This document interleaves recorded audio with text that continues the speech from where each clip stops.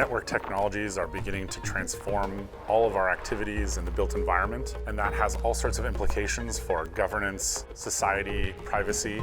This masterclass is an exploration of how all of those things will be transformed by this technology and how we can participate in that transformation and begin to tend towards a sustainable future for everybody in cities.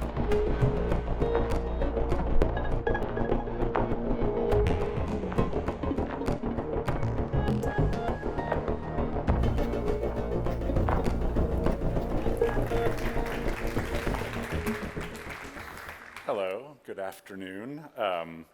I'm Ben. Thank you for coming. I'm decided to have a seat on this at this time in the afternoon. It's sort of we're headed toward the siesta hour, so I feel like we might be a little bit in the slight lean back and contemplate moment of the day, which is quite convenient because I'm going to be waxing somewhat philosophical in this talk. So no talk of like, Uber for anything at this point.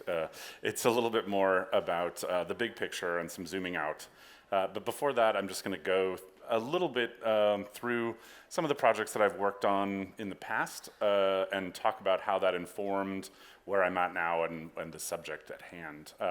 So the first thing, which was already mentioned in the introduction, that I wanted to touch on was a project that I worked on starting around 2000, which is, in the time before, no Facebook, no sort of social network capture of any kind. At that point, we sort of devised a theory that maybe what the internet was going to be good for was a way for people to come together in groups and be creative. And so we sort of designed a very lightweight, massively multiplayer game that we called the game Neverending. And it was about people assuming different creative roles in the game space and coming together and producing things. And the idea was that maybe you could use a tool, and that tool would help you have a role, and that tool would actually show up in the game as if you decided to be a musician in the game, you would actually get a sequencing interface, and you would begin to be able to play into the sequencer, and that was actually part of something that was assembled in the online experience. The first tool, of course, that we prototyped in that situation was the tool of the photographer, which it turned out the venture capitalists were pretty excited about the fact that we had made a tool that was for photographers. And they said, we're not entirely sure what you're talking about in terms of this like massively multiplayer collaborative creativity thing, but we really like these photos. And so this was a famous pivot at the beginning of Web 2.0 where it turned out what we weren't making was something that was richly sort of multivariate and sort of lots of roles and lots of different ways to think about this, which is too bad in a way because of course a year later YouTube launched, so we could have gone on to thinking about lots of different media that one might want to participate in online and the ways that these roles could be made available to everyone.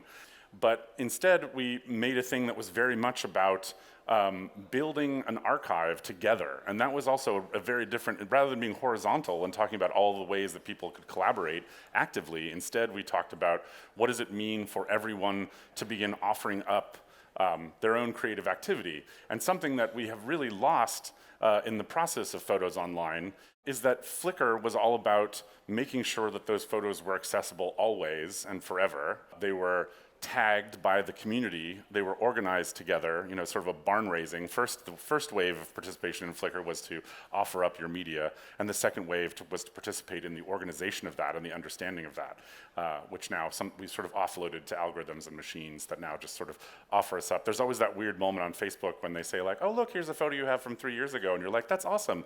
I'd like to see another photo from 3 years ago. Facebook's like, haha, I bet you would. That's something that I really, learned about how one gets enough resource to make a technological infrastructure really shapes what it means to what the affordances of your own ability to produce something in that space. If you take, funding that's in a certain direction, you really have to rationalize creating something that becomes a popular platform. Another role which was really taught me a lot about the relationship of software and the built environment was I was offered the opportunity to work with Arup, which is a world-class structural engineering company. They were responsible for the structural engineering of both of these famous buildings from the Olympics in China, which are the Water Cube and the Bird's Nest, which are these totally ludicrous, sort of infrastructural almost like performance art pieces of like how science fiction, one can bend, metal and concrete and things into shapes that are produced by software. So the idea that for them, for a long time, they have been involved in this process of using software to understand buildings before the buildings exist. And I think that's something that really comes into play as we go forward, is the idea that software exists before the building. And then, of course, Planetary, which was kind of the summation of a long journey through the idea of data visualization. I was also a partner at a studio called Stamen, which did a lot of work around understanding big data coming out of cities and coming out of all these other contexts in ways that were sort of metaphorically coherent, that people could work with as almost a medium of interaction and exploration to understand, how one can, shape information in ways that they can use more effectively. So Planetary was an exploration of one's own music collection as a galaxy, and it was the very beginning, sort of an on-ramp to understanding how you could use a metaphor to provide structures that help people understand the shape of information. So the idea in most of the things that we built at Bloom was that as a professional information designer, you could look at an information scape or data set, a big volume of information, and kind of begin to explore it using, more traditional data science tools like R or like Tableau, or some of these tools that are about driving through data sets, and you could sort of begin to understand the texture and the structure of how the information was, coming together. And in doing that, the art there is understanding what kind of metaphor you might apply to this information that would allow people to sort of see that structure. How do you really get that information across? Now, of course, with something like an album and a track and an artist, you have this like three-tiered, basically branching structure. And so you could say, here's a star with some planets around it. The star is an artist, the planets are albums, and the moons are tracks. And that was sort of the metaphor we ended up going with. And it definitely allowed people to sort of understand the sort of constellations of how their music was related to each other. And eventually we, had hoped to map other people's trajectories through music. So the idea would be making something that's quite a bit more situated than the experience you have in something like Spotify. And it also gives you this idea that there is a whole system to be aware of, rather than you as an individual user. This is the same that we're lacking in Facebook, right? Is that everyone is sort of being provided this tunnel of information that they're driving through, but it turns out they're connected to their entire social environment through this tool, and they don't see the ambient activities of the whole at the same time. They just see little sort of things that are presented to them by Facebook's algorithm, and it's like as though they're wearing blinders around this whole set of information that's in the margins. And then with Samsung, this was really a chance to begin looking at, constellations of technology that were all in spaces together. So you had multiple screens, lots of people with phones, some speaker systems, some projection, and all of these things, so far we've only related to them as, oh, this is a thing I have in my hand and that's a thing over there. But as soon as you make software that connects all those things together, people begin to see that the software is living in this space and is actually knitting all of these things together. And this is a transformation I think that we're really about to begin to really see transform society, especially in the context of cities and public spaces and architecture, because there's a whole stack of reasons, which I'll get into later. And then the thing that I'm working on now, which I really, this is kind of a product of having spent my time moving through all of these different sort of corporate contexts and startup contexts, and the idea of what kind of capital wants out of the relationship between technology and humans. It's really interesting to think about all of the tools that we've built so far with network technologies like YouTube or Facebook or Uber or any of these things that we now are sort of beginning to take for granted as ways that we relate to technology. It's really interesting to think about those things as infrastructure, and that's pretty much the baseline kind of argumentation of where I'm going with this whole talk, is that in order to understand what the future of computation in cities looks like, we have to understand that computation is moving from technology to infrastructure. But before we go there, we're going to zoom way out and way back. Because before you sort of understand what technology is a disruptive force, but it also is part of a long continuous thread of human development. And it turns out that a city is in some ways positioned along the same arc that something like Facebook or a social network or something is. It is a massive product of human civilization. So the sort of most basic, kind of physical form of what a city is, of course, and the way that we kind of think about it, especially in kind of high modernism, is that we think about it as a materialization of society. It is the record on the landscape of what a culture has done.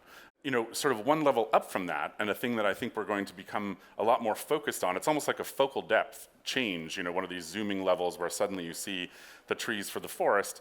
The thing that I think we're going to become more and more aware of is that a city is not about the physical properties of the city, it is about the organizational field that generates those physical properties. And that is the true characteristic of the city, is its policy space.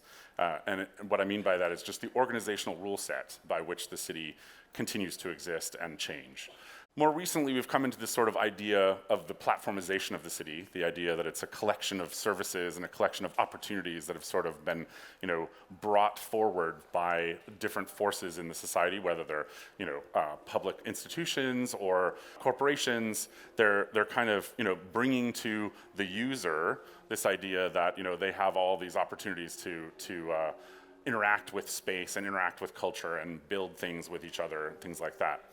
And then sort of the most kind of almost operatic and like mega-structural vision of the city is this kind of crazy dance of like construction, reuse, and destruction, that is happening on scales that we've never seen before. You look at how the growth, I'm sure many of you have seen time lapses of the expansion of, for instance, Shanghai in the last 20 years. It's like a giant blooming thing that is that's moving so fast. It feels like when you're in an Asian city like that, or in Seoul, where I spent a lot of time with Samsung, it feels like you can almost hear the city growing.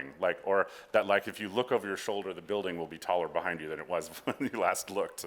And it has this kind of breaking wave feeling of how these resources are being focused and marshaled in the making of the city. And that's also something really to keep in mind about what does that mean for the future of the city. The city has has an arc, a story about its the way that culture sort of came to build it, came to understand the city as a technological object. In the very first sort of configurations of the way that humans lived together, it was tribal, and it happened in a scale that was almost wholly conceivable in your mind.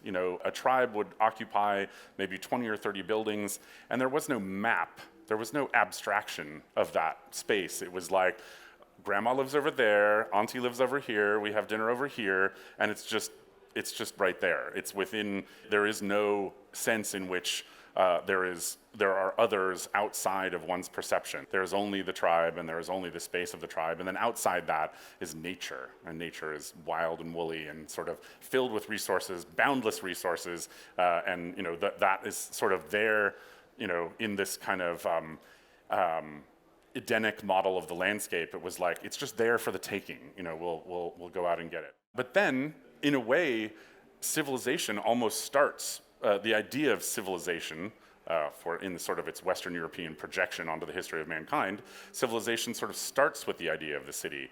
Civic, this idea that people, the law projects an organizational system that allows for people to operate inside of a city without any direct relationship to any other person. They can have direct relationship with the city as an abstract entity.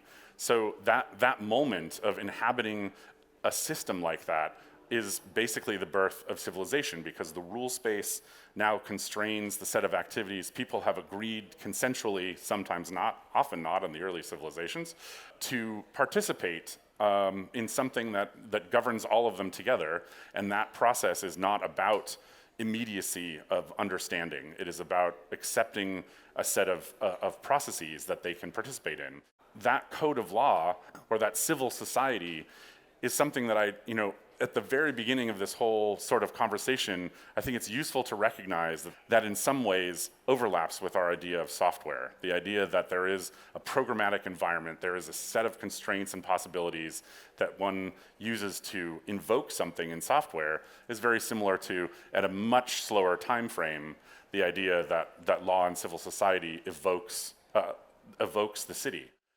Before computation, again, you have this idea, we talk a lot about procedural generativity at conferences like this, where we're talking about computation and creativity, but things like zoning and things like urban planning were some of the earliest programming. Our architecture actually uses the word program to describe how it's going to talk about what a building does. And so the idea that procedural unfolding of space is something that's very similar to the procedural unfolding of software, or the sort of cultural unfolding of space is similar to the unfolding of software.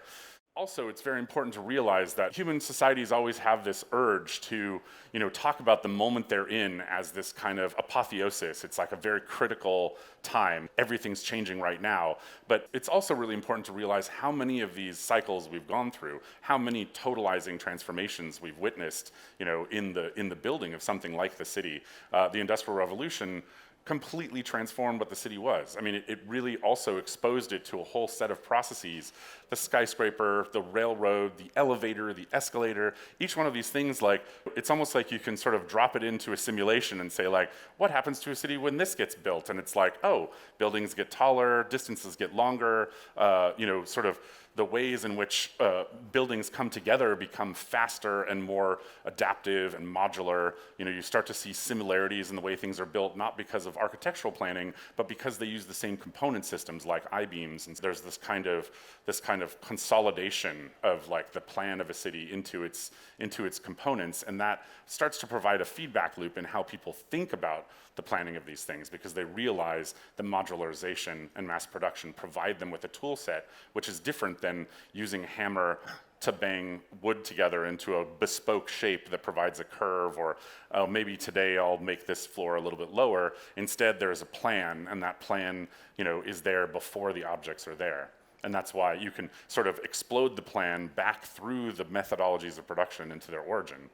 What this means is that the whole city becomes this almost alive with its sort of consumption and production processes, and it becomes this incredibly complex, layered place. Is not just inconceivable in terms of scale, but inconceivable in terms of layeredness and assembledness. There are all sorts of different competing views on how the city is organized and how to sort of relate to that.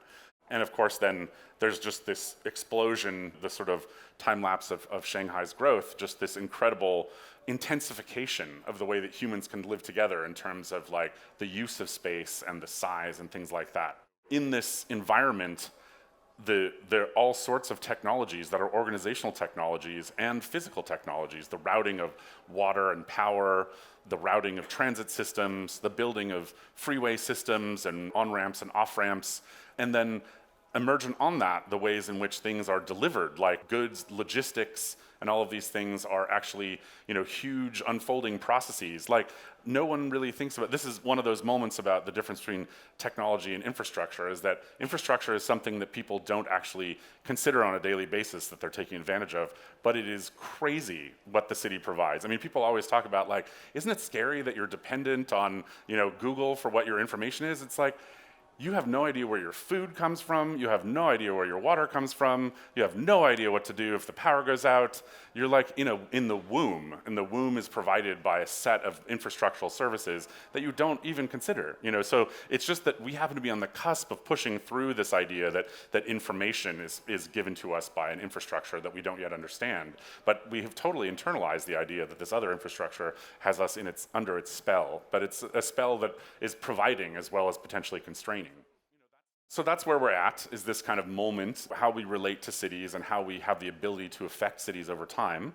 As I was describing before, the city, I believe that we're really at this moment where a lot of things, private sector, corporate environment does a really good job of disruption. This is one of their favorite words.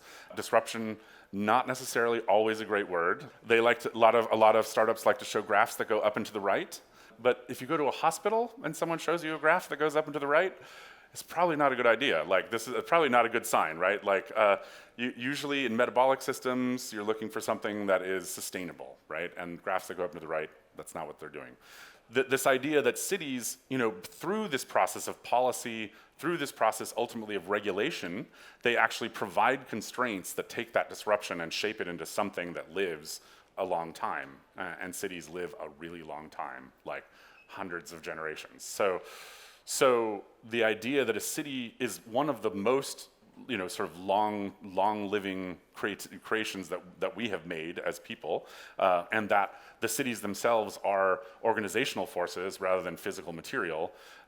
It's really interesting to see that software, as probably the most powerful organizational force that we've created so far, is sort of, it's like one of these, simulation models of two galaxies colliding. These are two of the biggest constructs that humans have made, which are the city and network software, and they're colliding right now. And we're about to see what happens, and we're not quite sure what that's going to be yet. So, but the good part is that the cities, their ability to provide this organizing force has transcended all of the other disruptions that it's all the other disruptions that it's faced. So the idea that maybe we can look to the way that cities metabolize these technologies as a way forward to start understanding, what the sort of sustainable modality of some of these tools that we've just invented through kind of market bubbles and innovation hackathons. What does that mean? The way in which software is transformative applies on almost every level. It exists in, design phases, build phases, operational phases, organizational phases, adaptive, readaption phases. Almost anywhere in the pipeline of what the built environment is doing, there is room for software to totally transform that process. Again, policy already also exists in all of these spaces. And so the thing that's happening right now is kind of a slow, almost like neuronal, dendrites coming together between these two organizational processes. How does software and policy become friends in the built environment? The thing that's also really interesting, especially for a context like this, is that the built environment is becoming the next dynamic medium. Right now, people are sort of focused on this concept that we have devices through which we access software. And I think that's going to be kind of a quaint idea in the future. I mean, we already kind of have moved into Alexa space and things like that, but that's, these are just the very beginnings of like sort of vertical offerings of what, the idea of having spatialized computing is going to be like. But I think in the same way that we have assumptions about things like air conditioning or lighting, we're going to have, assumptions about operational capabilities that a space has and what it's going to be able to provide dynamically based on our needs. That moment of sort of going over this kind of event horizon of being in this, living inside of computation. I mean, we already live inside of computation, but it's sort of radiating from these little devices that we have, or things on the screen, or projections, things like that. But what we don't yet realize, what the thing that hasn't happened yet is sort of our psychological relocation of where computation happens. Like, if you ask someone like, where's Uber in your life? They would point to their phone. That's not where Uber is. Uber's in the cloud on some servers distributed across the globe, but their local interface to what Uber is happening on a device. Where is Netflix? It's on a screen. Not really, it's in the cloud, but right now we think of it on the screen. But if you are situated in a space that has this kind of fluidity of the things that it can target with software that's coordinated, that ability to say, oh, that object is where that lives, or that object is where that lives, it flips around, and now the software is all around you. You're soaking in it. Where does Netflix live? It's anywhere I want it to be in this space, and that's a very different relationship. So we sort of have to start to think about what does it mean to develop experiences and capabilities and kind of products and services around that, but also how do we want to make sure that does the right thing for people? Because of course, we've seen the problems with fake news and the idea of being captured by social networks, but once you are physically situated in a space, capture is no longer a metaphor. It's like, it's all around you. One of the ways in which I think software is already starting to transform the physical environment is through the process of architecture, planning, and building. Architecture was actually one of the first adopters of computation in the creative mediums, right? Some of the very Ivan Sutherland's computers that had pens on screens in the mid-70s even were doing CAD. CAD is like very much suited for computation because it is a quantifiable task that uses a visual language that humans already had a very almost computational approach to the rendering of these things, and that bringing that into the computer was one of the first places we found that. what the interesting thing that's now happened is that through sort of generative tool sets like these Grasshopper or Houdini, some of these tools that people use to make mathematical geometries that are transformable using real-time variables, these types of tools allow for an incredibly explorative feedback loop. If you're making a piece of architecture, you have this kind of set of constraints. You have a zoning, you have an envelope of size, you have a program, meaning what the building is supposed to do, you have a budget, you have a set of stakeholders, and usually architects in their own offices, that use generative tools will build a whole system, using a very high-end architectural tool that allows them to explore variations of solutions to these problems. And they, as a group, will sit around and say, hey, let's talk through which ones of these are better. But the interesting part about both everyday people's literacy in generative systems and game design and the ability of being in explorable variable spaces means that now architecture could decide not to close down on an instance and say like, hey, we designed this possibility space that solves all of your problems for your building, but we're not going to choose one solution. We're just going to leave you an interface to explore the variability of what ways that you might solve that problem, and you can decide which of these variables you want to solve for what, and then build what building. And the thing that's interesting about that is that sort of superset of options can continue to live on with the building. It doesn't go away. One of the things that's weird about architecture is that you build the building, and usually the software, whether it was BIM or some crazy cathedral size application that you use, the Autodesk mega thing that has tons of work put into it by very high value people, the building is delivered, and that whole model is just like, well, that was fun. There's no moment where that entire understanding, computational understanding of the building is passed on to the people that operate the building or might think about adapting in the future. It just is gone. So we're now at the very beginning of the moment where this is, kind of a story that's told for the lifespan of the building, that maybe it's software. You inhabit the software first, and then the building extends from the software. When back at Arup, we talked about this a lot as the iPhone moment for software, which I don't know how excited I am about that metaphor, but the point being with the iPhone that it was the first phone, for a long time at Frog Design, we talked to a lot of phone manufacturers about oh, hey, it would be really great if you made a tablet. But everyone said, oh, well, people need buttons. We need this, this relationship to the capabilities of the phone will get lost without them. But it turns out that software is very good at defining capabilities dynamically. The phone, became a thing that was basically an enclosure for the software.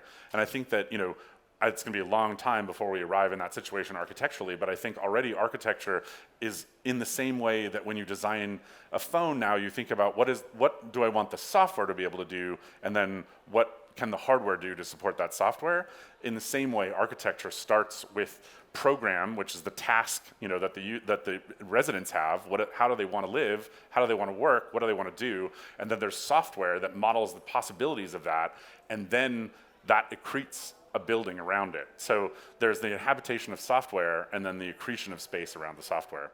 What this means is that, really we start to get into a situation where you have a superset, you have a super possibility of the city.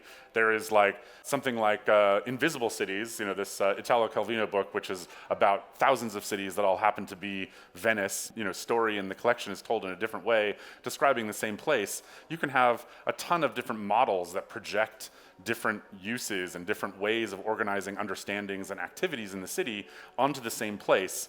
And then you can also have the alternatives, what could this be? And you can have infinite numbers of alternatives of what a city might be. You can take any situation and imagine either with humans or machines and humans or just machines, can just be imagining how a city could be alternatively. And then, the next, sort of feedback loop in that is then how do you choose? This is where the governance part comes in. All of this is about not just discovering what the new forms are, the new physical forms of the city, what are these inhabitable spaces and the technology, transport technologies and sort of logistics technologies and mediation technologies, but also what is the grammars? It's really interesting, I think in retrospect, there's going to be a moment in sort of the way that humans and computers related to each other, which is sort of not really a dark age, but maybe a constrained age, which I'll call the app world, which is, back when I started working on computer applications, notice the word applications, there were a multiplicity of choices. You went into something like Maya, and it was just like, you can do everything. You can go through like 4 different chaining dialog boxes, and then there's like Photoshop inside there, and you're like, oh my God, there's way too much in here. And so there were all these different roles that people had in one piece of software because it was a collaborative effort to do anything inside there. It's like, oh, this person's gonna be the lighting person, this person's the modeler, this person's the animator, and that was all like a shared work environment that everyone had roles in. And then, fast forward 5 years, and it's like, I need a milkshake. And that turns out to be what software's like core operating feedback loop is like a little buy button or a thumbs up or something. But basically, I think it's kind of on-ramp. It's sort of the ability to understand what computation can provide for you is first about convenience, and then hopefully it starts to become about enlightenment. And this idea of understanding the complex systems, both that the software that one might build and use can marshal in order to make things creatively, which I think anybody who's a digital creative has spent enough time inside of software to realize that it has the potential to create virtuosos because it is complex enough to accept the art of people into all sorts of different domains. One of the things we don't understand yet about what's going to be happening in the city of the future is how people will invoke these services. We're still in this moment where we're sort of flirting with the idea of gesture recognition and voice recognition and neural implants and all sorts of ways in which people are going to be situated and be always participant. There's of course AR that sort of puts you in a different city, which is not in the physical. There's so much to understand about that, and I think that's really where some of the most possibilities are in terms of what the tasks for designers are in this future. But there's also a thing which is about the fact that we now have this kind of machinic intelligences. Machine learning provides an upwelling of choices on our behalf, and how do we start to negotiate still having agency in that environment? I think that's one of the things that's we're already sort of leaning all the way back into our potential sort of coma beds while we're being mediated by some of these things that are making choices on our behalf now. And if that becomes the physical environment, then maybe there is an alternate future in which we're all just in coffin hotels that are delivering us hamburgers and bespoke media series. This is a great animation and a scary one, but this is sort of a representation, very metaphorically, of the idea that chemotaxis, which is one of my favorite words in kind of emergent processes of emergent complexity, is a process by which cellular scale organisms navigate, which means that there are densities of signaling in the medium that they're moving through. Like if they're in a nutritive bath, and they basically just follow instinctively where the nutrients are coming from. And this is, I think, something that's really important to think about when people talk about machinic intelligence.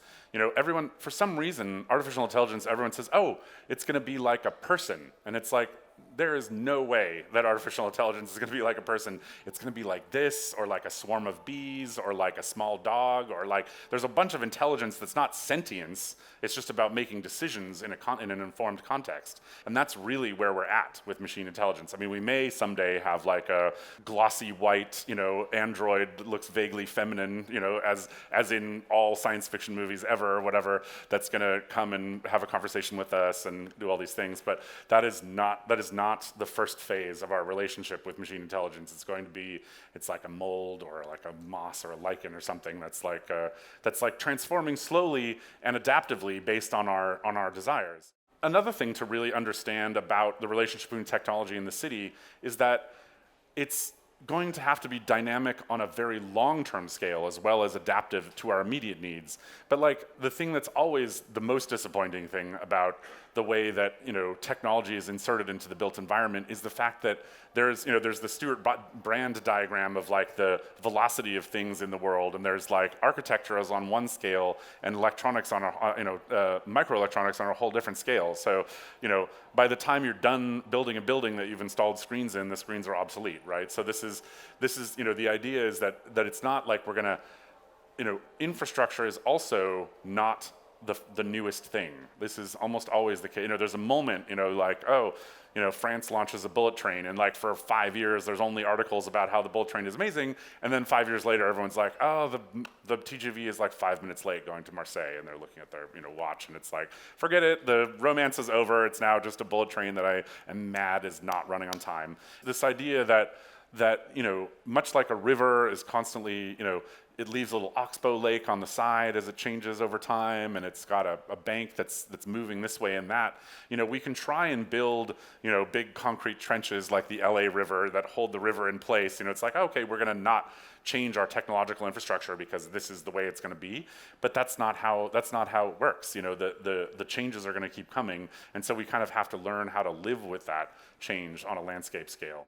Some of the things that this enables, now we kind of move into the first-person perspective of what it starts to look like, living in one of these spaces. Not to say that one will be jumping from one building to the other, but the metaphor of parkour, the idea that you're moving between sort of opportunities for interaction in this most serendipitous way, because if you have a structured possibility space, it's almost like all of the choices out in front of you are starting to configure themselves toward your optimum need, and so you're just left with a choice at the last second of like, oh, do I want to go to this cafe using this transit system or this other cafe using the other transit system? Do I go to both, or do I go to neither? And those choices are always available and you're aware of them.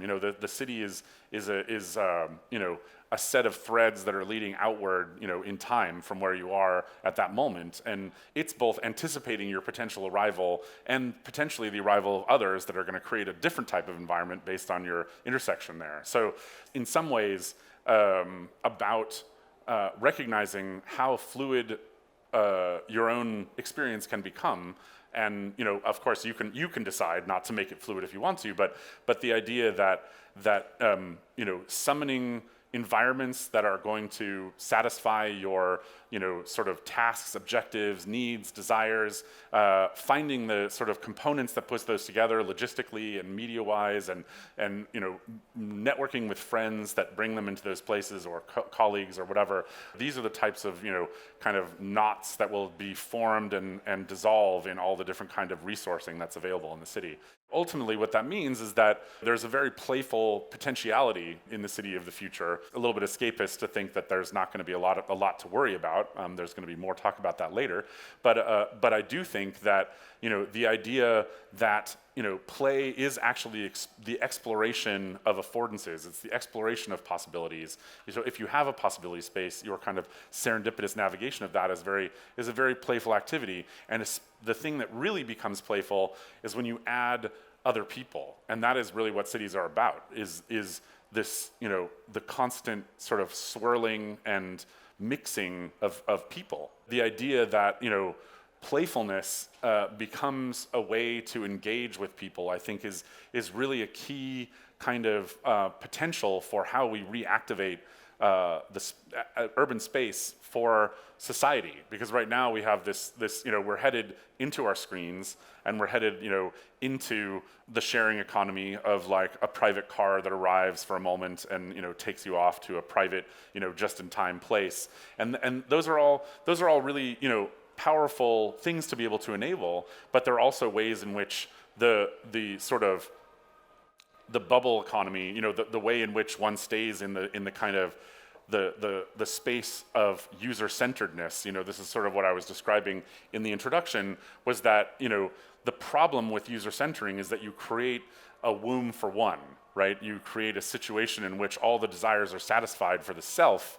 But it turns out the city is not about a billion selves. It is about a society that is a fabric. The idea that whatever the verbs are and whatever the kind of interactions are and the activities are, these activities are not going to be about individuals on the civic scale. They're going to be about groups that are formed for various reasons. They're businesses or households or buildings, cooperatively built buildings, or societies that gather for a specific purpose.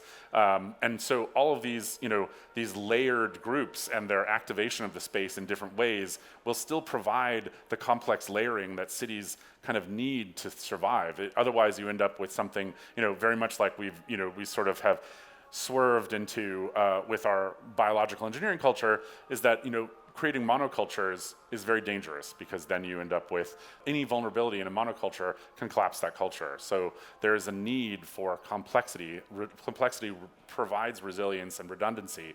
The idea that there are people that are in their own threads that are moving through, whatever their sort of the environment that they're constructing for themselves, but the idea that trust can be restored is another thing that is possible in some of these environments, although the mechanisms to do that are sort of debatable what their ethics might be in terms of identity and the ways that people know about each other.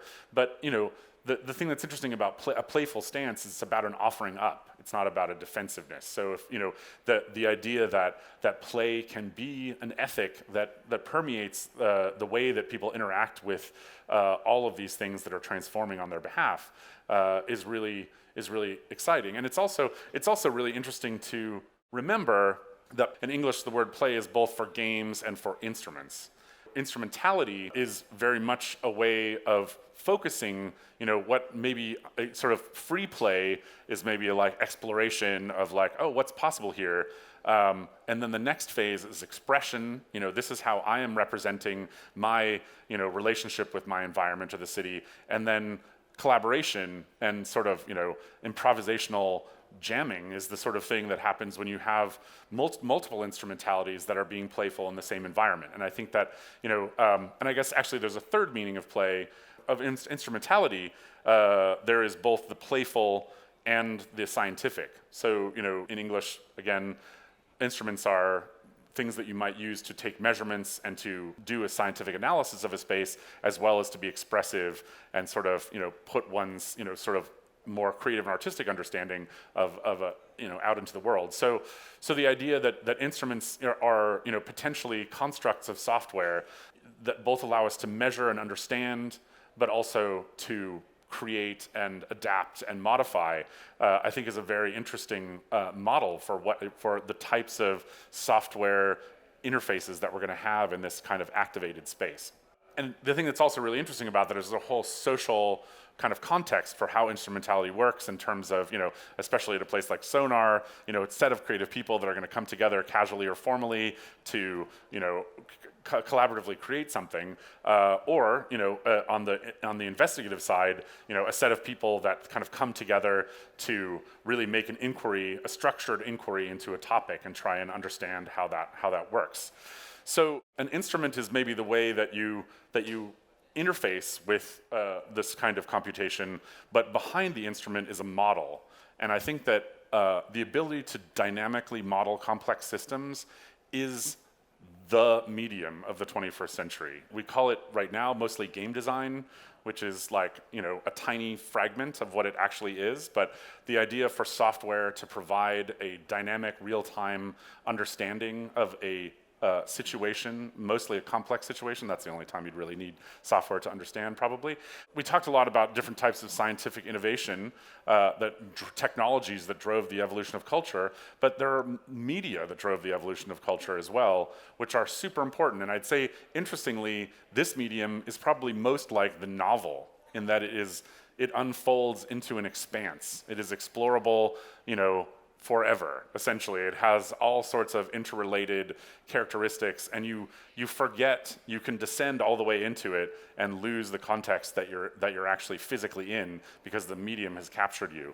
So the activities to create a model, if you're sort of a technical person or an information worker, a knowledge worker in this new medium, you're actually someone who has to do the process of taking data and turning it into information, which is a model, right? So data, especially in this world, everyone is like insanely excited about IoT these days, and IoT is just the sprinkling of a whole bunch of sensors and actuators all over any kind of environment, and the data that IoT gives you, from all of these sensors that are out there is janky, AF. It is like nobody has any idea unless they apply a whole bunch of machine understanding and do some normalization. You can't really understand what's happening in a traffic system or a weather pattern or anything like that using IoT unless you have tuned the model. So I think in a way there's a craft of tuning models, which is about creating a way of representing a much more complex system. The other thing about complex systems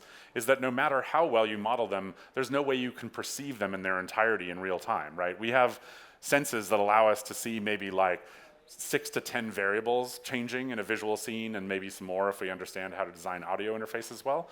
And complex systems have thousands of variables in them. So anytime you make a model of a system, you're creating an essay. You're saying, I'm gonna relate these variables together into a model, and that's what I'm finding useful or important about what the system is doing. And I think that's also super important as we go into this process of understanding how software fits onto cities, is that there's very little way that you're going to build a software representation that allows you to understand the city in its entirety. You can build a model that maybe tries to look at it, but it's still a map of the territory. It's not the territory. So tuning the model and figuring out what type of conceptual space you want to inhabit, that's going to help you build different instruments that allow you to access that model for sort of creative and exploratory purposes, transformational purposes. So you have this model that you've tuned, and then the idea is that you might have a model that gives you a lot of, that you're familiar with, that you inhabit like a familiar venue, and you have a lot of different ways that you can relate to that model through these different instruments that you might pick up to relate to the model. So it's, in a way the user can decide for themselves, the inhabitant, can create new experiences through the relationship between the model and the instrument. And I sort of call this composition of models and various users that have residents that have different instruments in a very specific physical environment that they've extended the model into. I call those situations, because that's really what we're talking about. A lot of the future will be moving between situations in which people engage with different groups using different roles. That instruments are often sort of picked up by people that have different roles. And so the idea that one might have a situation in which there are 5 roles, and those roles all have different instruments that you could use to access that role. Somebody's the lighting controller in a situation, and that role can extend an instrument that goes onto a watch or onto a tablet or is gesture-based. And then that those verbs that they have are things that they can combine into a collaborative performance of the space. And so the idea that this kind of roles-based collaborative performance using the instrumentality that accesses the grammar of a model. There is a technical infrastructure underneath that, which is about the way in which all of these things are provisionings that happen through the network of different hardware in the environment and different pieces of software that are coming into play. There's going to be an ecology of the way that situations might use the instruments themselves are made up of tools that you might find in creative applications, music sequencing tools or real-time visuals performance tools or CAD, AR applications, all sorts of tools that might be put into play at the same time, and those are going to be, brought over the network from a variety of services that are in the cloud. The idea that the environment might have all these different types of, as this feedback loop gets tighter and tighter between the design, the adaptive and the sort of high refresh rate design of the physical environment, and then the activation of that environment through collaborative performance or through adaptation, you can actually begin to design instruments that are actually environmental. Like this facade is a pretty amazing piece of engineering that's in the background of the slide, and it is, it has these geometric shapes in it that can move in a variety of manners to create different textures across the facade. And so some of this has openings, some of them have things that reach out into the space beyond it. There's a closed loop that you could have where you're using an AR tool that allows you to envision what the design of an activated architectural space might be that uses some of these sort of dynamic robotic infrastructure that lives in the environment, and you can just sort of paint your room with these capabilities, and then once those things are delivered through some sort of logistics infrastructure that uses probably all sorts of driverless cargo vehicles, and maybe even there's some kind of help doing the assembly, then you can perform that space that's there. And so the idea that the composition, the type of performance one might have, could be a pattern that's passed between people, like, oh hey, did you see you did this thing with all those weird cilia on the wall that were vibrating to the bass, and all this other stuff that was available in some kind of bespoke environment.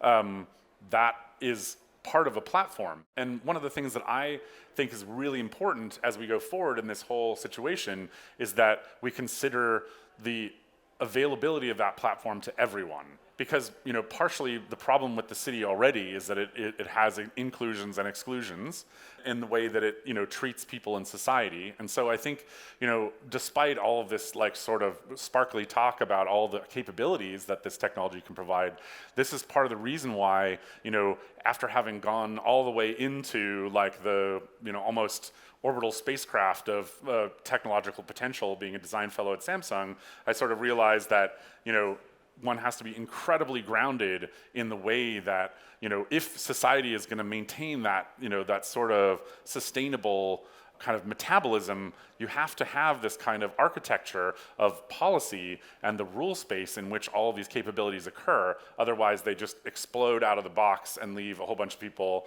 on the ground without any options. So one of the things that's really important about recognizing the power of these tools to understand systems is that's the way in which together we can explore the problems that we have in the city and in society, of which we have tons. Despite all of the potentiality of all this stuff, we still have, many people, living without homes. We're consuming the rest of the resources on the planet. Temperatures are changing. All of this stuff is happening. And all of these are problems, health issues are exploding still as well. And all of these problems are complex in ways that we still have, they're at the limits of our understanding right now. But if you can take what we now consider science, which is using instruments to understand complex systems, and turn that into everyday life. People talk about what can we be doing in a culture that provides universal basic income or something like that. Oh, what's the pastime? It's like, well, we can half the time be performing, some kind of audiovisual club-like experience, and the other half of the time be solving some very real problems that may bring upon us the end times. So it's not like we don't have stuff to do. So I think the idea that there's both a productive angle with these tools, especially in terms of our understanding of complex systems, is useful to keep in mind, as well as this kind of creative, sort of abundance that this capability provides. This is all to say that the city is like, a thing that we're all inhabiting. It's made by all of us. They're some of the longest lived entities that we know in human civilization, and we need to tend to them because there's collapse that can happen on all sorts of different levels, but cities are definitely a place where collapses have happened and they're respawned again. But I think, our responsibility is to sort of be able to, with all of these models that we can triangulate on this hyperdimensional thing, which is the city, we can sort of begin to have a sort of consensual understanding of what some of the right choices might be and how we move it forward. That whole process of doing that is this sort of collaborative sculpture that I'm talking about. It's this idea that we have the ability, through understanding these complex systems together, and then recognizing that software is also policy. This is in a way a form of direct democracy that is possible. Like, well, the voting sort of system is something that moves at a refresh rate that's just no longer, barely even can hold on to what's going on in the real world, right? I mean, we have all of these crazy transformations that are happening, and our ability to respond to that through governance is so low res that it's very hard to imagine how that might catch up. And so in some ways, we have to make accessible to everyone the ability to, come into these models and, explore and understand and then create. And the thing that we need to be creating is this kind of organizational rule set that keeps us inside the bounds of the metabolism and provides us sort of a future together. One of the things I wanted to bring up are some of these types of vehicles that already exist, right? One of the things that I find most interesting in our sort of current situation, and in the way that sort of organizational rules and software and the built environment are sort of intersecting is in this concept of Baugruppe, which is a concept that emerged from Germany, but now is popular also in Switzerland and Austria, which is a way of forming a cooperative vehicle, which is a legal entity with a group of people that want to build a high-density residential building together. So there's 20 families or 150 friends or whatever the group is, they go in together and say, hey, we would like to design our own inhabitable, collaborative future together. And they use this vehicle to buy property and to hire an architect and to hire a builder and then inhabit the space. And the thing that's interesting about that is if you look at the idea that you start with software in that process, then everyone as a group inhabits the software in a way that they're very familiar with. You know, we all inhabit Slack or whatever as groups of this size, but rather than having, a lot of these group messaging tools are famous for their integrations, and if those integrations were something rather than your ability to put something in Dropbox or whatever, but instead was like, here is a set of collaborative architectural tools that are generatively designed tools that are like this type of game of, exploring the possibility space of building this building together that our architect has delivered, and then everyone has roles and they can go into that space together and explore the possibilities for that. That is incredibly empowering, and it's something where, then later on, 3 years later, when someone says, you know what, the courtyard isn't working, it's kind of bleak, there's no facilities out there, let's have a collaborative session to reimagine, or maybe not even collaborative, they just put a proposal up that says like, hey, I was totally insane last night and came up with this idea for how we could use the lounge differently on the 3rd floor, and here's my model, and everyone can go in and, they can fork it and propose something else, they can decide they like it.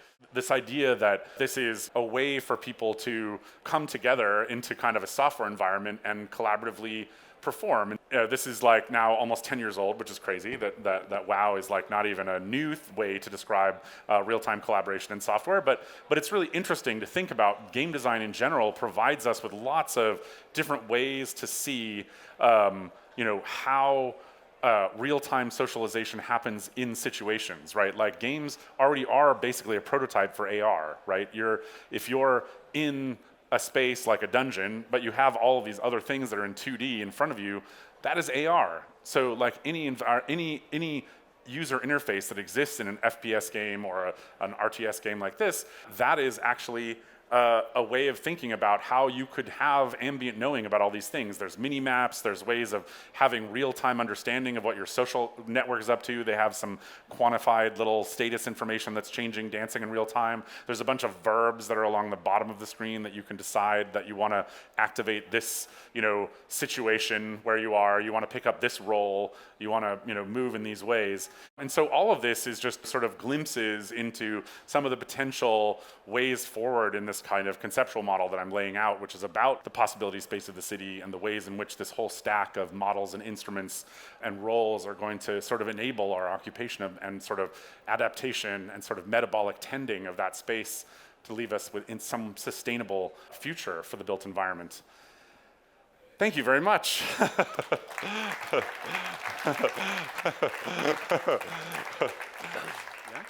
Okay. That might need some time to digest, but I don't know if anyone has any questions. Hi, great talk. So 2 questions.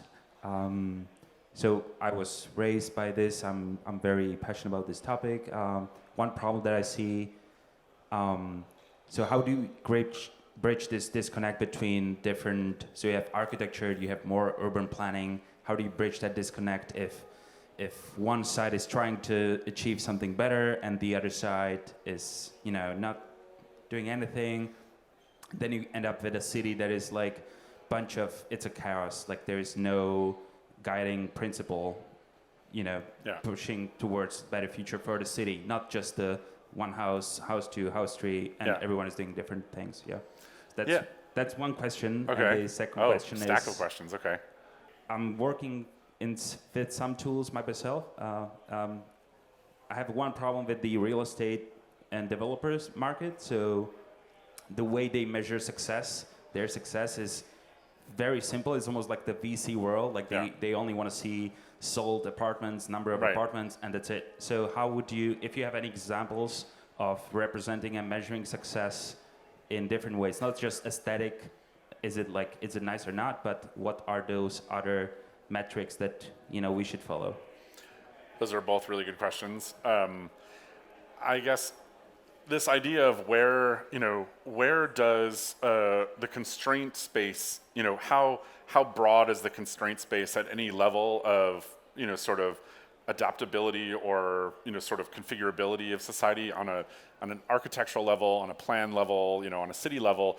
One of the things that's so interesting about that, and one of the things we think about a lot at the Foundation for Public Code, this is like a strange concept, but there's kind of a terroir to software. There's this idea, one of the things, this idea that a software comes from a situation is something we don't really consider in the modern technology world. Like we don't think about that using a traffic management system that comes from Mountain View in Paris is probably not a great idea because a lot of the decisions that came from that place are baked into the software.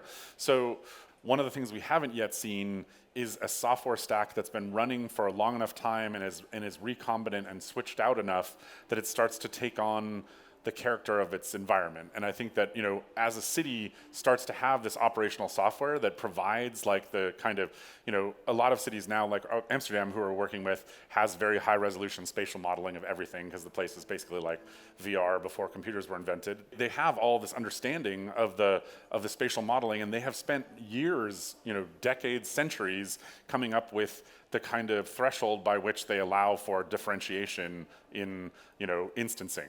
So in a way, there is this kind of what is the texture of difference, in a plan. And I think that's also, something you find in musical genres, right? Like you have some musical genres like jazz, which are just like whatever, and then some others that are like, four on the floor or whatever. You're like, okay, I'm done with this now. That happens in any kind of, sort of dynamic system that's generating these instances. And so, that is really what policy does, is provide that kind of constraint on that. And the thing is that most people don't even recognize that, that interface lives there between the architect and the urban planner and sort of the instancer and the kind of constraint maker for the space. That's, I guess, what I'm saying about these types of literacies is that we sort of, as a populace, have to really start to understand for ourselves what the texture of difference is we're comfortable with, because some people are more comfortable with one than the other. A lot of people really do like very similar things, and other people like very different things. And it's sort of to say like oh, the city is chaos is like tell it to someone from Houston, they probably will shoot you because they have a gun and because the city is chaos and they love it. So there are lots of different perspectives. So saying but making sure that all of the systems that nest inside of other systems have the ability to message each other back and forth, like, oh, this is what I'd like to do, and the bigger system gets asked that, and the bigger system says yes or no, but it registers that, and maybe if enough instances say, like, I want to do this thing, then, that bubbles up a choice to the bigger system that says, like, hey, there's a lot of people trying to do this thing, maybe we should consider allowing for that, And then to the second question, which I've now forgotten, what was that? Oh yeah, this is one of those things, like metrics is a word, in a way from the time before modeling, right? Like metrics is if you have a real-time responsive model, it's like all metrics all the time, basically. You're living in something that's like giving you an understanding of how the situation is unfolding. I think that, we're gonna sort of get used to, like right now we have this idea of reporting and response to reporting, but that's like, like that would be, just a lag time that would be unacceptable in an adaptive city, that especially where we have to start dealing with the reuse of resources, for instance, like, oh, they didn't like that building, let's not knock it down, let's take it apart and use those resources again in something else, because if we don't do that, like, there's just some crazy statistics floating around about if the population of China starts living like Americans, then all resources are gone in like 200 years, or 100 years, 50 years. I mean, there's some that are almost already gone. So it's like, I think there's gonna be this really hard stop of a moment when it's like, oh wait, we probably needed that, And so I think, like, I think this idea of like what we call recycling now is going to seem incredibly quaint. In like 20 years, we're going to have the economics of the situation is going to start, like reuse is going to be about like, oh, let's,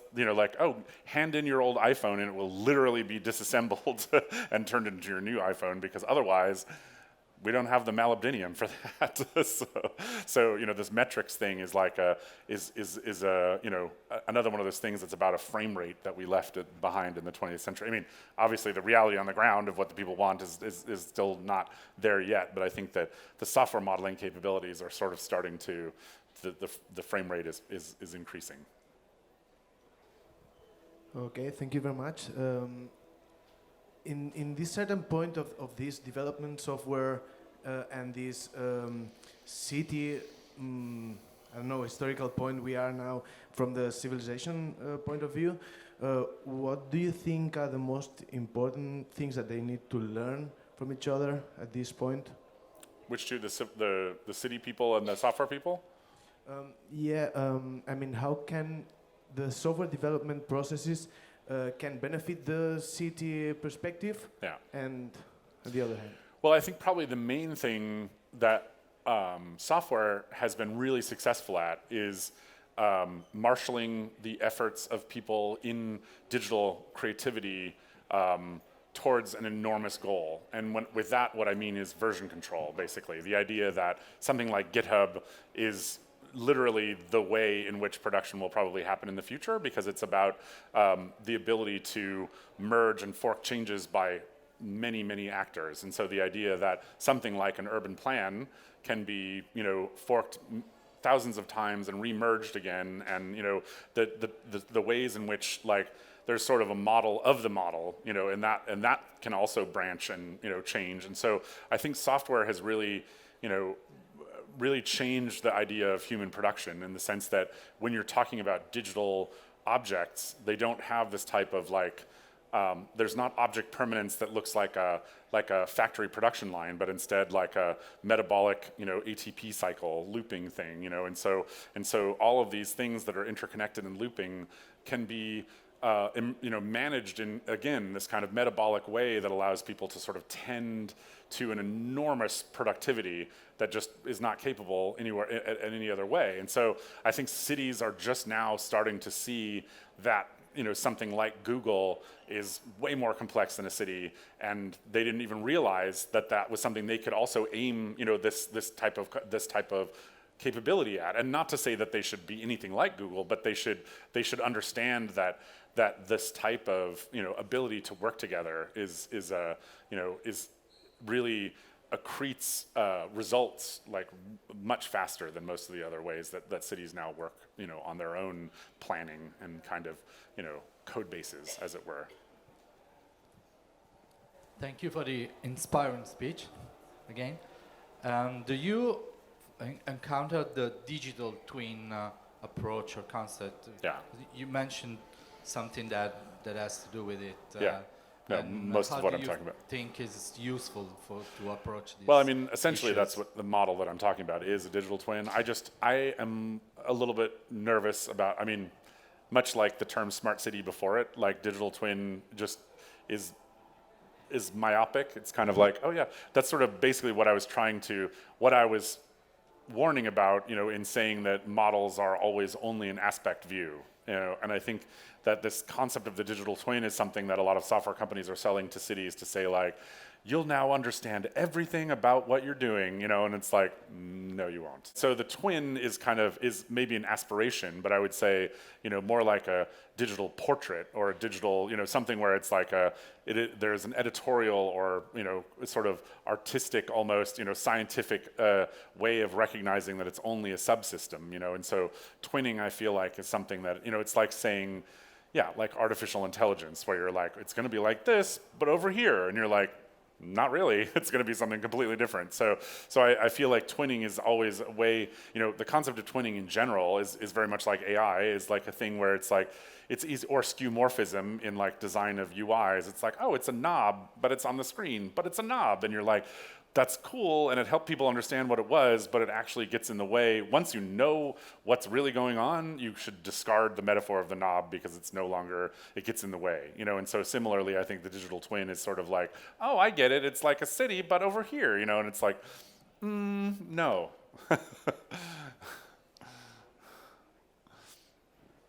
Okay. Thank you so much. Thanks. Perfect.